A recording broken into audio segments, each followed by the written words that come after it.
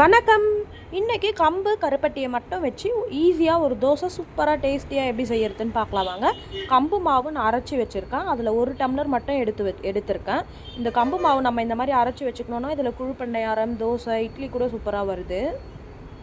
கம்பு மாவு 1 டம்ளர் எடுத்து வச்சுருக்கேன். கருப்பட்டி லேசாக ஒரு கொதி மட்டும் விட்டு வடிகட்டி எடுத்து வச்சுருக்கேன். ஒரே ஒரு பிஞ்ச் மட்டும் சால்ட்டு போட்டுக்கிறேன். இப்போ இந்த கருப்பட்டி பாகு எடுத்து ஊற்றி நல்லா கட்டி இல்லாமல் தோசை மாவு பதத்துக்கு கரைச்சி விட்டுடலாம்.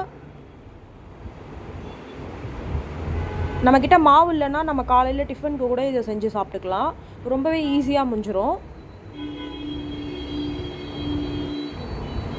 இந்த பதத்துக்கு கரைச்சி வச்சுருக்கேன். இப்போ ஒரு தோசை தவா எடுத்து வச்சிடலாம். தவா நல்லா காயட்டும்.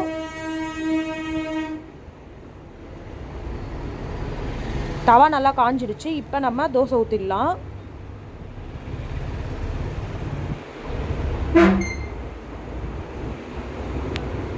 சுற்றி ஆயில் போட்டுக்கிறேன்.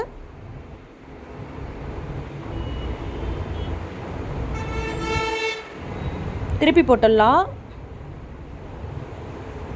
இப்போ எடுத்துடுறேன். ரொம்பவே டேஸ்டியான ஹெல்த்தியான கம்பு தோசை ரெடி. நீங்களும் இதை வீட்டில் ட்ரை பண்ணி பார்த்து கமெண்ட் பண்ணுங்கள். தேங்க்யூ. பாய்.